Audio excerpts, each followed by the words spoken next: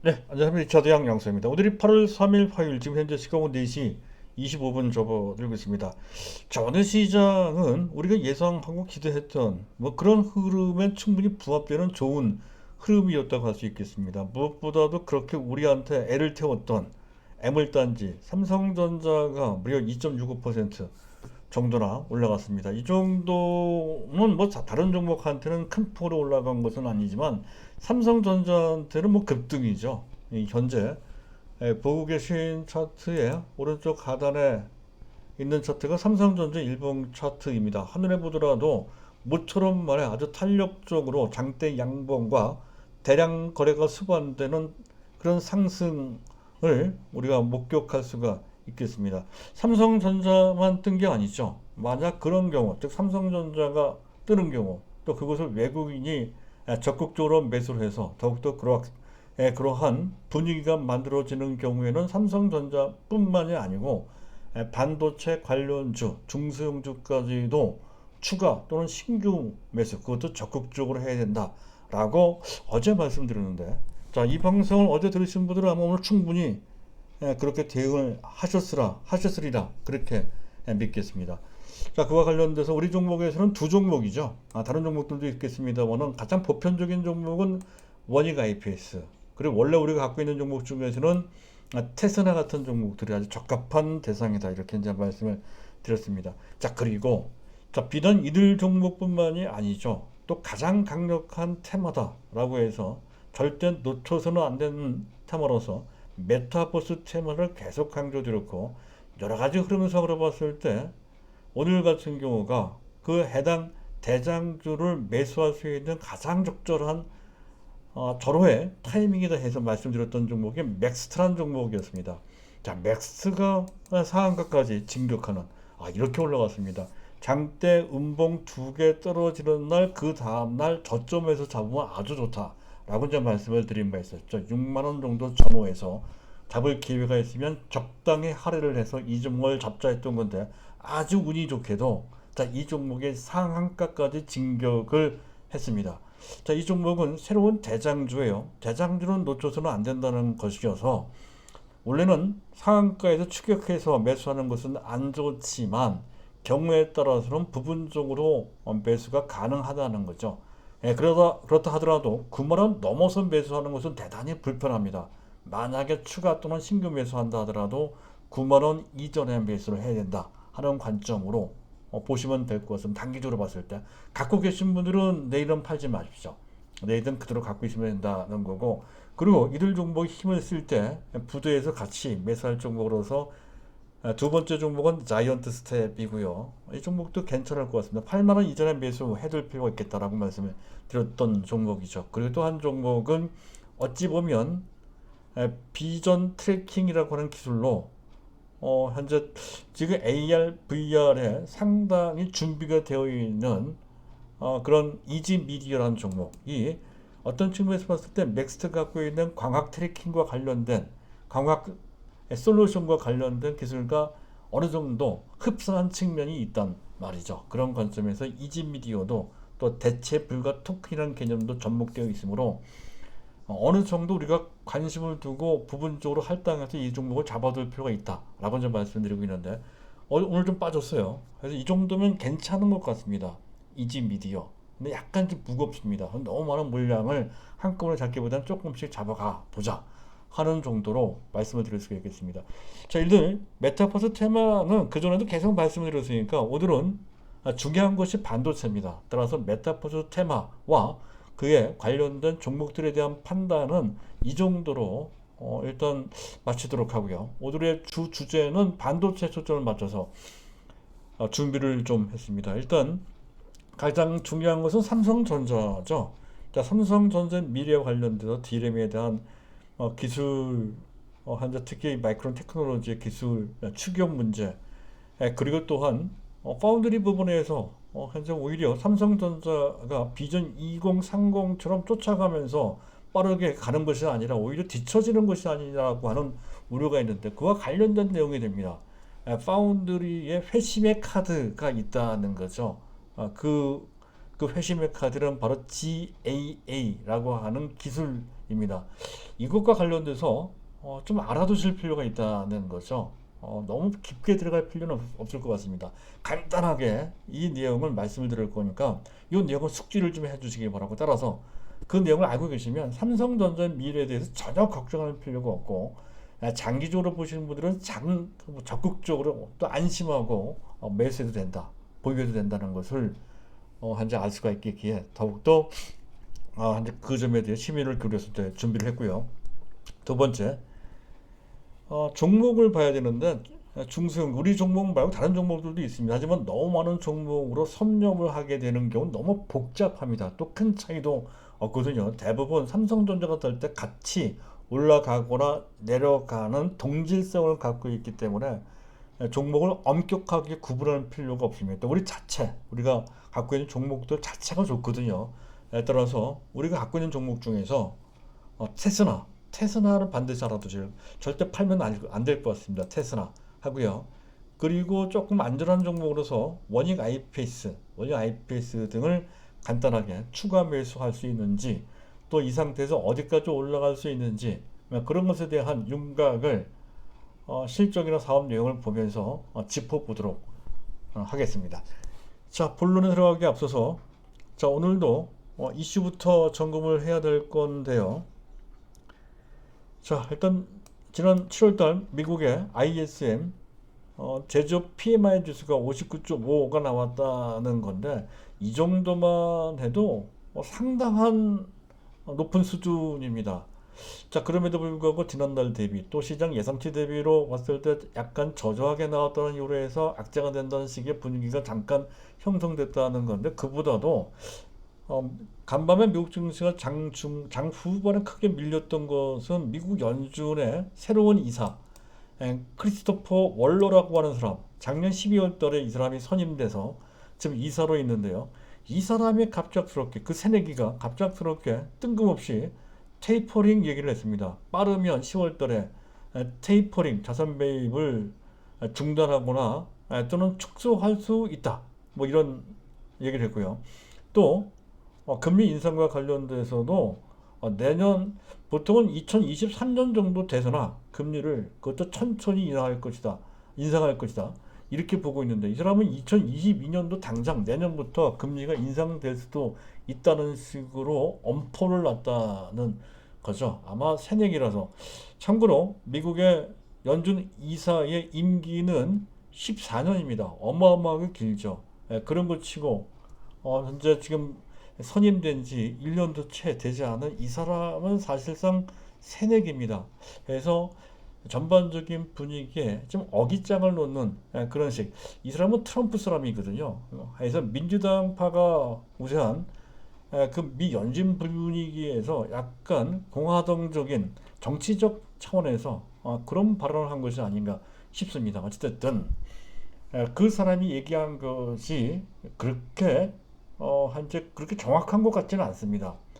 그래서 시장 전체에 미치는 영향은 제한적일 것이다라는 것을 분명히 알 수가 있고, 어찌됐든 그중 테이퍼링 같은 경우는 그 전부터 계속 우리 증시를 찍어 눌러왔던 악재이고, 그에 따라서 우리 증시는 그에 대한 상당한 내성이 생겼고 맷집이 생겼다는 거죠. 오히려 그것이 구체화되고 함에 따라서 그 악재에 대한 불확실성이 사라지거나 또는 완화됐다는 차원에서 오히려 호재로 볼 수 있다는 거죠. 지금이 그런 것 같아요. 오히려 그것이 구체화되고 당겨질수록 현재 우리한테는 부담을 덜게 됐다라고 하는 이런 상황이 돼가는 것 같습니다. 그리고 또 한 가지는 미국의 필라델피아 반도체 지수가 사상 최고치를 갱신했다는 거죠. 어제 차트를 한번 보여드린 바 있었죠. 현재 보고 계신 화면 속에 있는 차트가 필라델피아 반도체 지수의 차트인데요. 자, 어제도 많이 올라갔지만 그제도 많이 올라갔지만 어제 또 올라가서 사상 최고치를 갱신을 했습니다. 필라델피아 반도체 지수가 올라가면 우리 삼성전자한테도 긍정적인 그 영향을 준다는 것이죠. 그리고 실제로 어제 반도체 뜰 때가 됐다는 그런 제목으로 제가 설명을 드린 바 있었는데, 그 핵심 내용을 다시 한번 말씀드리면 워낙 중요하니까 짚어보도록 하겠습니다. 일단 지난 7월달 반도체 디램가 낸드 가격 원래는 지난 6월달까지 좋았기 때문에 7월달부터는 내려갈 것이다라는 것이 중론이었습니다. 그러기는커녕 오히려 올라가 버렸죠. 그렇습니다. 그리고 그것이 거기서 그치는 것이 아니라 금년 하반기 및 내년도까지도 계속 좋은 흐름이 유지될 것이라는 것이 이번 실적 발표 컨퍼런스 콜에서 그 발표 책임자들이 미래 전망을 공표한 내용입니다. 그들이 그렇게 낙관적으로만 보지는 않거든요. 그런 측면에서 봤을 때 상당히 믿을만하다라고 볼 수가 있습니다. 그렇다라고 한다면 실제로 반도체 슈퍼사이클이 온 건지 만 건지 사실 알기가 어려웠던 건데 이번에야말로 진짜로 온다는 얘기가 나오고 있죠. 진짜로 온다. 그렇다고 한다면 내년도에 삼성전자 실적이 금년도 금년이지만 영업이익 규모로 봤을 때 50조 원 정도를 당연히 넘어갈 것이고 내년도 정도에 60조 원 정도까지 달할 것이다. 60조 원 정도 된다라고 했을 때는 2018년도 당시 기록했던 사상 최대치 58조 9천억을 넘어서는 신기온을 만든다는 개념이거든요. 그러면 삼성전자 주가가 10만 원만 가겠느냐? 원래 더 장기로 보는 거지만 내년까지만 본다 하더라도 10만 원 넘어 12만 원, 잘하면 15만 원까지도 갈 수 있는 실적 바탕이 형성된다는 것, 이 점에 대해서 말씀을 드린 거고요. 또 이재용 부회장이 뭐 특별 사면까지는 아니지만 만약에 가석방 정도 된다 하더라도 뭐 대규모 투자를 단행을 하고 이러면 반도체 장비주들이 좋겠죠. 그리고 M&A를 하게 되면 또 잘하면은 또 차량용 반도체 업체 NXP 같은 경우를 인수할 수 있죠. 만약 그렇게 된다 했을 때는 삼성전자 또다시 한번 재평가될 수 있는 기회가 주어진단 말이죠. 그런 차원에서 반도체가 뜨는 것이 단기 순환매 차원에서 뜨는 것이 아니라 추세적으로 반전되고 있는 것으로 볼 수 있다는 것이죠. 아직은 우리가 장담하기는 어려우나 그 가능성을 보면서 어차피 이들 종목은 장기 정석 투자 종목이기도 하니까 자신감을 갖고 해보자 라고 말씀을 드렸던 건데, 자, 오늘도 유효했지만 앞으로도 유효할 것으로 판단이 돼서 이 점에 대해서 잘 각인해서 보실 필요가 좀 있을 것 같고요. 자, 그리고 시장을 보도록 하겠습니다. 일단 미국 국채 10년물 금리 다시 이제 원래 삼성전자 주가 차트를 한번 보고요. 자막도 좀 올려놓도록 하겠습니다. 자, 미국의 10년물 국채 금리가 1.1823% 정도 수준으로 계속 내려갑니다. 이때쯤 돼서는 이런 얘기가 나오고 있죠. 안전자산 위주로 위험자산 주식시장에서 안전자산인 채권시장으로 돈이 이동되어 있고 있는 것이 아니냐라고 하는 우려가 좀 나오고 있는데, 하지만 아직 전반적으로 그런 정도로 심각한 것은 전혀 아니어서 우리가 관찰, 예의주시만 하면 될 것 같습니다. 그 DXY 92.03 조금 높습니다. 그 WD 원달러 환율이 1148원 정도인데 아직은 좀 높죠. 아직은 원화 가치가 달러 대비 가치가 지금 약한 상태입니다. 외국인들 본격적으로 매수한다라고 했을 때는 원화에 대한 수요가 는다는 거니까 달러가 원화 가치가 급격히 올라가는, 즉 원달러 환율은 급격히 떨어지는 상황이 나와줘야 되는데 아직은 그 단계까지는 가지는 않았습니다. 현재 보고 계신 차트는 오른쪽 하단에 차트는 원달러 일봉 차트인데요. 장대 음봉 하나 충분히 떨어질 만도 한데 아직 그 단계까지 가지 않았습니다. 만약 그런 단계까지 나온다고 한다면 시장에 대한 보다 자신감 있는 판단을 할 수가 있겠습니다. 하지만 어찌됐든 그게 안 나왔다 하더라도 전반적인 분위기는 앞에 얘기했던 그런 분위기로 어느 정도 전환되는 것으로 판단된다는 건데, 그 점은 주변 증시, 오늘 주변 증시 잠깐 볼까요? 보면 반도체 지수 좋고 나스닥 선물 나쁘지 않고요. 일본 증시가 좀 약했는데 어제 그제 반등이 컸기 때문에 그랬던 기술적으로 반응한 것 정도로 볼 수가 있습니다. 큰 변화는 아니고요. 자, 수급상 큰 변화가 생겼다는 건데 우선 자막을 지워놓고 테이블만 놓고 보도록 하겠습니다. 자, 외국인과 특히 외국인 6,600억 원이나 순매수했고요. 또 눈에 띄는 것은 선물을 많이 매수했죠. 그리고 외국인들이 매수할 때 금융투자가 개장 초에는 순매도했다가 후반에 매수하는, 굉장히 눈치가 빠르죠.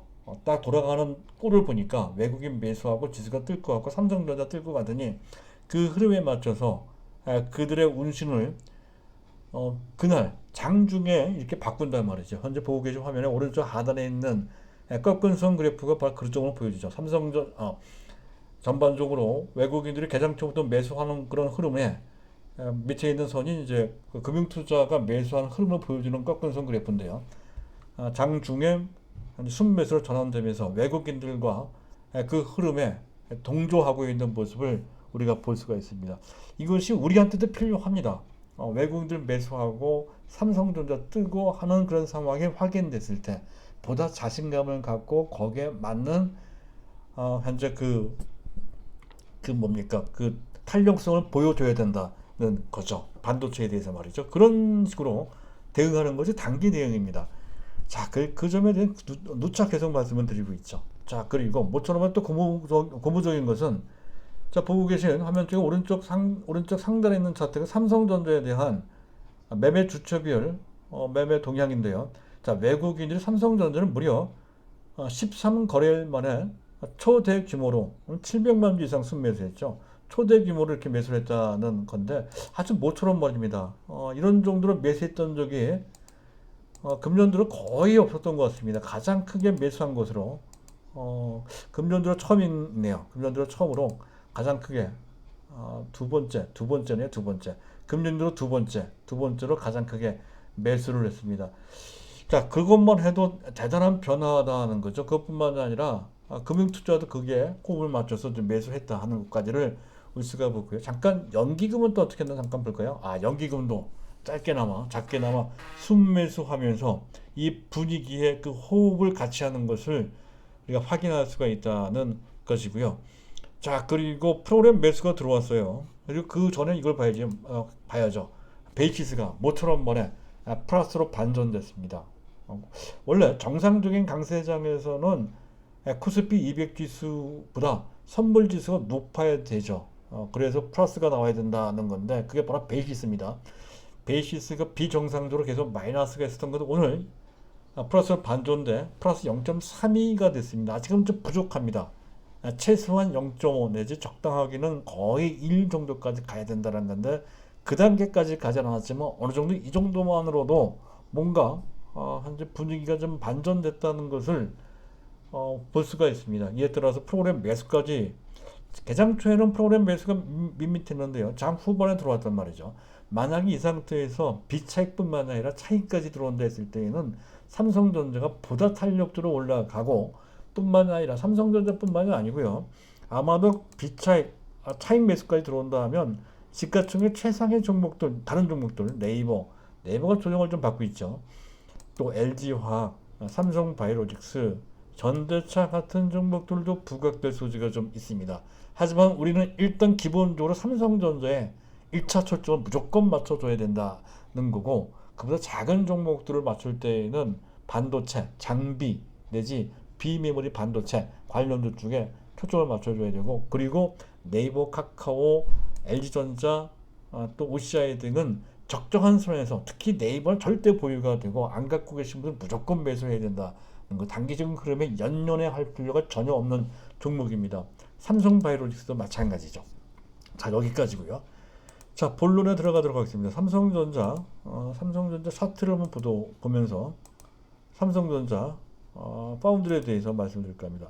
파운드리 미래에 대해서 상당히 불안하게 보는 시각이 분명히 있었습니다. 그도 그럴 것이 TSMC와의 점유율 격차가 좁혀져야 되는데 금년 들어서 좁혀지기는커녕 오히려 확대가 됐죠. 한때 48대 16 정도로 48대 16 정도로 현재 3대 1 정도였던 건데 지금 54대 17 정도로 해서 3대 1보다 더 많이 벌어졌죠.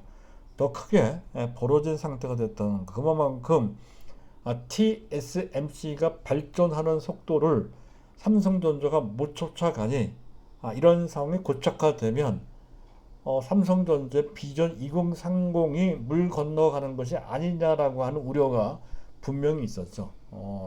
이것뿐만이 아닙니다. 인텔까지도 글로벌 파운드리 세계적인 파운드리 4위 정도 되는 업체 점유율로 봤을 때 7% 정도 됩니다. 삼성전자의 2분의 1 정도 좀 안 되는 그런 정도의 점유율을 보이는 업체 글로벌 파운드리를 인수를 하고 지금 7나노 공정 정도가 일반적으로 양산되는 정도의 미세화 수준인데요. 이것을 넘어서 3나노 내지 2나노 수준까지 개발하겠다는 식으로 표명을 했습니다. 도전을 했다는 거죠.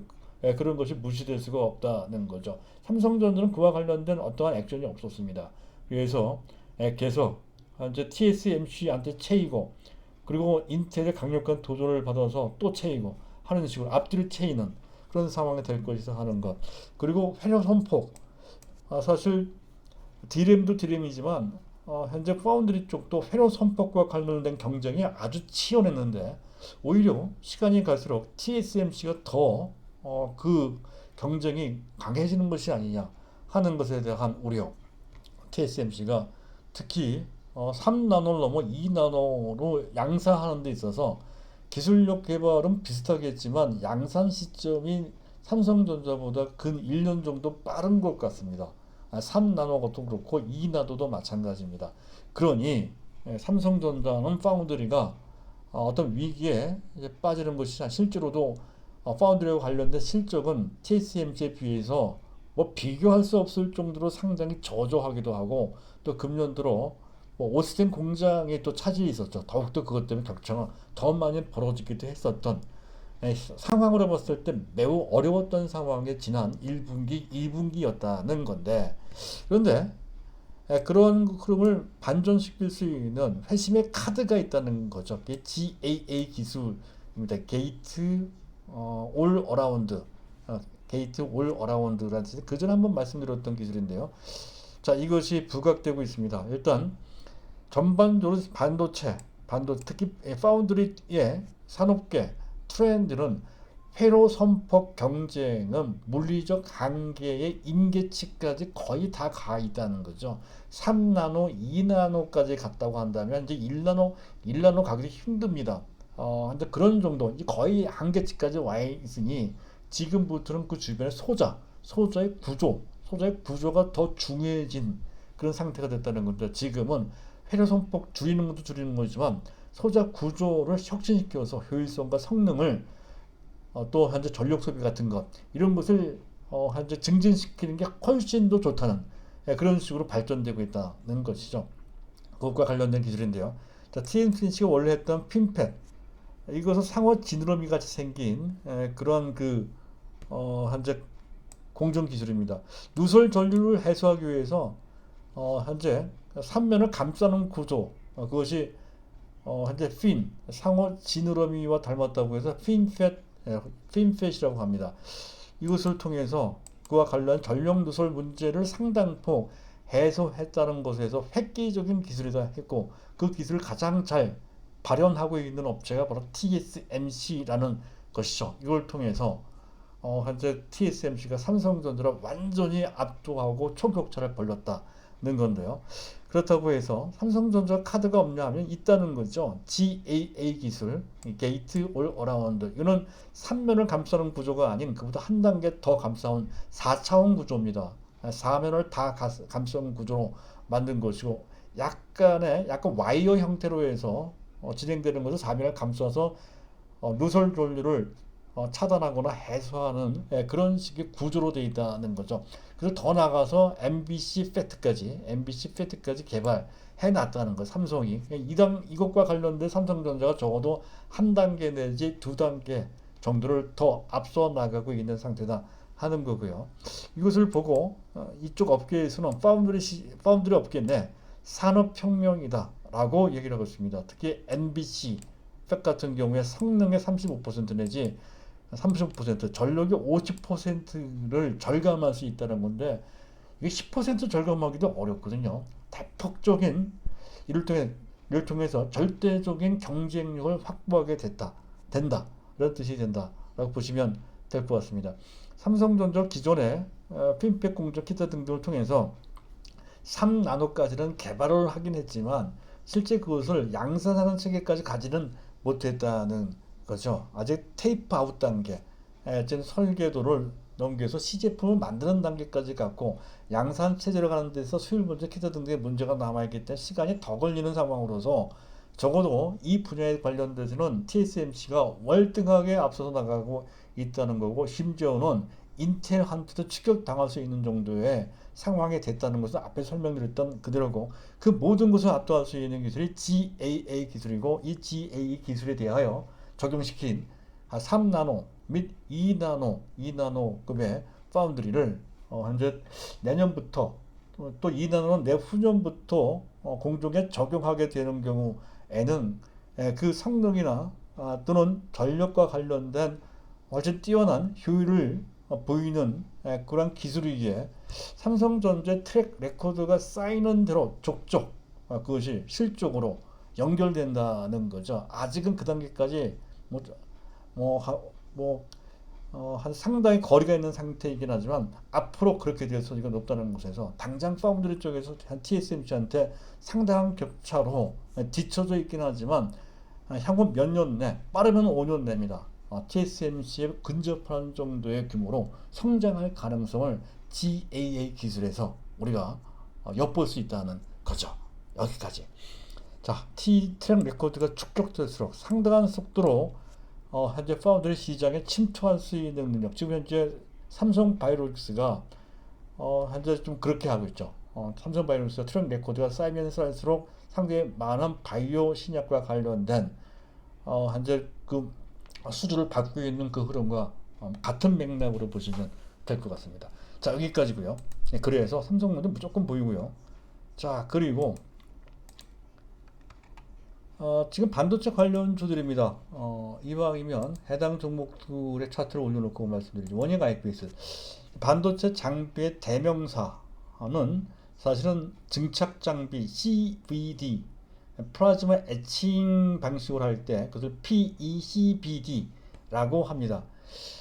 그런데 전체적으로 플라즈마 에칭 방식이 아닌 그냥 일반적으로 증착 장비를 할 때 그 증착 장비 3인방이다 해서 주로 거론되는 종목은 테스, 유진테크, 원익 IPS 그리고 주성 엔지니어링도 있습니다. 주성 엔지니어링 네 종목으로 봐야 된다는 건데, 자, 그 중에서도 시장을 대표하는 종목은 누가 뭐래도 원익 IPS입니다.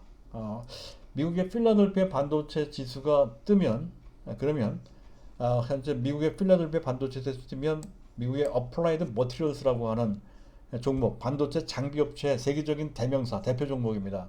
이 업체가 뜨는 그 공식이 성립하는 것처럼, 자, 우리나라에서도 삼성전자가 뜨면 원익 IPS가 해당 반도체 장비의 대표 종목으로서 이 종목이 부각되는 것은 마치 공식처럼 나온다는 것이죠. 그래서 공식 2라고 제가 이렇게 명명을 했고요.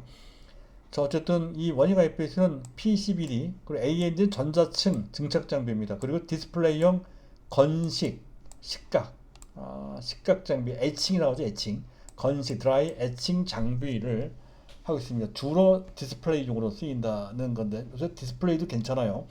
자, 그래서 그리고 금년 실적이 나쁘지 않습니다. 일단 매출 1조 3천억 정도, 작년 동기 대비 25%, 그리고 영업이익이 크게 증가된다는 거죠. 일반적으로 한 2천억 원 정도 내외 영업이익을 낼 것이다 라고 전망하고 있고요. 그랬을 때 작년 동기 대비 42% 현재 증가될 것이라고 전망되고 있습니다. 그랬을 때 EPS 주당 순이익은 대략적으로 3,200원 정도, 현재 주가가 48,000원 정도 되니까 PE는 15배 정도 되는 거죠. 그래서 아주 싼 건 아닌데 부담될 정도로까지 비싼 것은 전혀 아니고요. 어찌됐든 삼성전자가 8만원 넘어 9만원, 10만원 이렇게 올라가면 자동적으로 이 원익 IPS는 따라갑니다. 따라서 시장 흐름이 삼성전자가 그렇게 주도하는 지수 상승 장세가 되고, 그것을 기관 또는 특히 외국인들이 아주 주도하면서 그런 장세가 만들어지는 것이다 라고 확인이 되면 계속 이 종목에 대해서 긍정적으로 보시면 되고, 차트상으로 봤을 때 전고점 6만원까지는 무난하게 상승할 수 있을 것으로 판단이 돼서 1차 목표치를 6만원 정도 일단 제시해드리고자 합니다. 자, 그리고 테스라인데요. 테스라는 보다 추세적인 의미를 갖고 있다는 거죠. 독보성을 갖고 있기 때문에 그렇습니다. 앞에서 얘기했던 원익 IPS는 테스도 있고 또 유진테크도 있고 주성 엔지니어링과 같은 대체 종목이 있습니다. 하지만 테슬라는 그 대체 종목이 없습니다. 독보적인 존재라는 것이죠. 물론 비슷한 종목으로서 네페스도 있고 또 S&P 반도체나 또는 하나마이크론 우리 종목이긴 하네요. 참고로 하나마이크론 우리 종목인데 대체적으로 이렇게 노골적으로 지수가 올라가는 대중이 참가할 수 있는 그런 장세일 경우에는 위치가 높은 종목을 애써서 잡을 필요가 없습니다. 위치가 상대적으로 낮은 종목, 아주 보편적인 종목을 잡는 게 유리하다는 것이죠. 그래서 갖고 계신 분만 갖고 있고, 지금 매수한다면 원익 IPS 내지 테스라인데, 테스라가 장대 항목 두 개가 나왔는데 경우에 따라서 쫓아가면서 매수 다소 불편한 측면이 있지만 대략적으로 55,000원 정도, 55,000원 그 정도에서 매수할 수 있는 57,000원까지도 괜찮을 것 같습니다. 그 정도 범위에 매수할 수 있으면 부분적으로 적극 매수하기 나쁘다 하더라도 부분적으로 참여할 필요가 있다는 거고, 어쨌든 갖고 계신 분들은 무조건 갖고 있어야 될 것 같습니다. 왜냐하면 비메모리 반도체 웨이퍼 레벨 테스트 국내 유일한 업체입니다. 패키징 단계에서 테스팅하는 게 있고요. 웨이퍼 단계에서 테스팅하는 게 있는데 웨이퍼 단계에서 테스트할 수 있는 유일한 업체입니다. 비메모리 반도체 부분에서 말이죠. 그런 측면. 그리고 비메모리 반도체 OS8라고 되어 있는데요. OS는 아웃소싱을 뜻하고 A는 어셈블리 즉 그 패키징을 뜻하고 그 테스트는 말 그대로 테스트죠. 그 OS8 즉 패키징과 테스트를 외주를 주는 그런 트렌드가 현재 강력히 형성되고 있다는 걸 전 세계적인 트렌드입니다. 그래서 현재 테슬라는 삼성전자 및 SK 하이닉스 등 그런 현재 반도체 제조업체로 하여금 그러한 수주 OS8와 관련된 수주를 받는 그런 흐름에 딱 부합되는 사업 구조를 갖고 있다는 거죠. 바로 그 점. 그리고 주로 하고 있는 분야가 SoC, 시스템 온 칩, 여러 가지 칩을 한 곳에 모아놓은 것을 시스템 온 칩이라고 보시면 됩니다. 주로 스마트폰의 두뇌 역할을 하는 어플리케이션 프로세서라고 합니다. AP 용어로 많이 쓰인다는 스마트폰 용어로 많이 쓰인다라고 보시면 됩니다. 그런 것이 작년하고 올해 약간 차질이 생겨서 그래서 테슬라가 주가가 한때 이렇게 맥을 주지 못했던 적이 있었던 거고요. 근데 최근 들어 스마트폰이 다시 살아나고 있죠. 그래서 이 부분 다시 주목되고 있는 그런 상태다 하는 건데, 그거 말고도 CMOS 이미지 센서라고 합니다. CMOS 이미지 센서, 그냥 전체적으로 이미지 센서라고 보시면 되고, 그 외에 스마트 카드 IC, 스마트 카드 직접 회로 및 MCU, 마이크로 컨트롤 유닛, 일반적인 전자제품에 장착되는 반도체 칩이라고 보시면 됩니다. 이런 것을 섭렵하고 있다는 건데, 이 중에서 가장 중요한 것은 SoC 내지 CIS라고 보시면 되고요. 그리고 실적으로 봤을 때 오스틴 공장 쇼크가 좀 있었죠. 중단이 되는 바람에 그 쇼크 때문에 1분기 약간 영향을 받았고 2분기 때 조금 더 부정적인 영향을 피할 수가 없다는 분석과 전망이 나오고 있습니다. 2분기 실적은 시장 예상치 대비 약간 더 저조하게 나올 가능성이 있긴 하지만 중요한 것은 바로 이겁니다. 오히려 사업의 중심책, 그전엔 SoC, 시스템 온칩, 주로 AP에 많이 의존했던 것을 오히려 CIS, 이미지 센서 쪽으로 그 중심축을 많이 이동을 했는데 그 매출 비중이 이미 50% 달할 정도로까지 CIS가 매우 중요하고 이 부분은 매우 또 고부가가치이며 이 부분을 테스트할 수 있는 유일한 업체라는 것이고, 보다 중요한 것은 삼성전자의 비전 2030 중에서 비전 2030은 비메모리 반도체 제반 부분, 차량용 반도체 캐다 등등 다 AP까지 다 포함돼서 그래픽 카드 다 있죠. 그 중에서도 삼성전자가 현재 그 해당 부분 1등을 할 수 있는 가장 유력한 분야가 바로 이미지 센서이기 때문에 그렇습니다. 이미지 센서 전 세계 1위는 당연히 소니입니다. 소니와 삼성전자의 격차는 상당히 빠른 속도로 좁혀지고 있죠.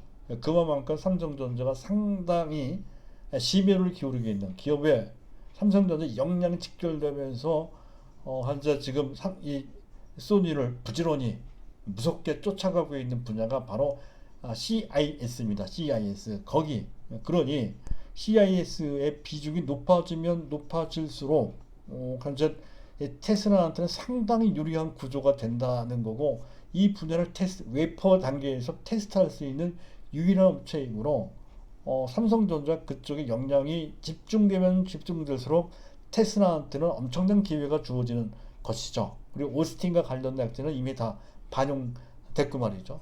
그런 측면.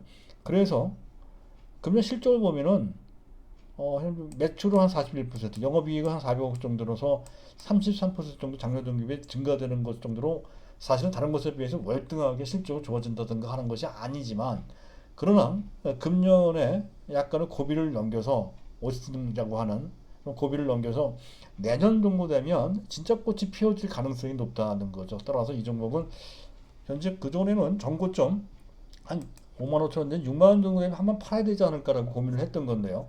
거기까지 돼도 안 팔아야 될 것 같습니다. 그리고 부분적으로 안 갖고 계신 분들은 매수를 좀 해놔야 되지 않을까.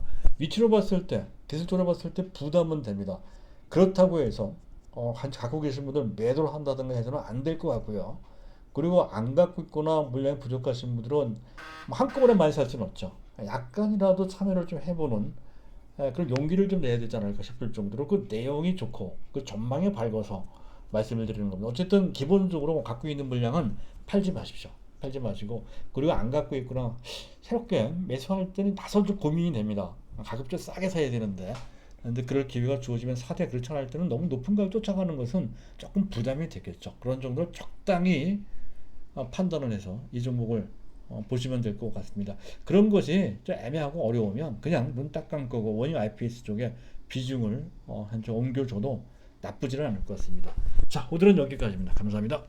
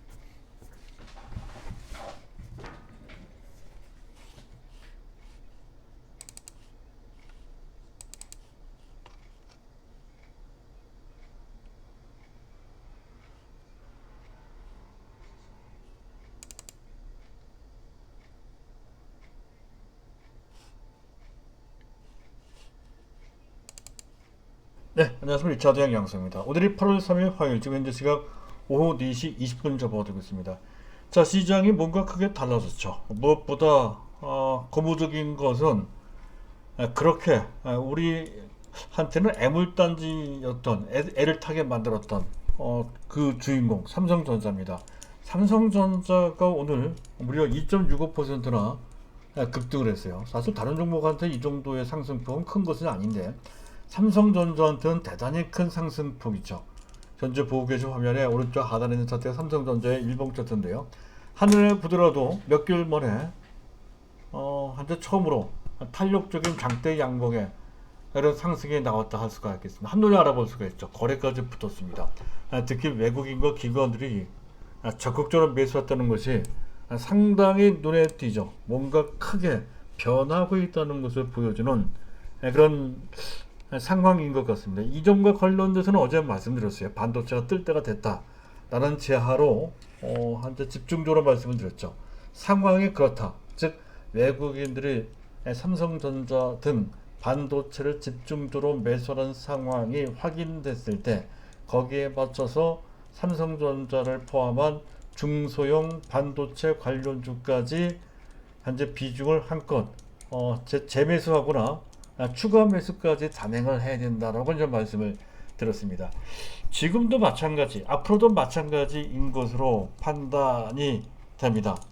반도체가 뜰 때가 됐다라고 하는 전반적인 상황에 대해서는 어제 좀 말씀을 드렸으니까 오늘은 좀 조금 더 구체적으로 들어가도록 하겠습니다.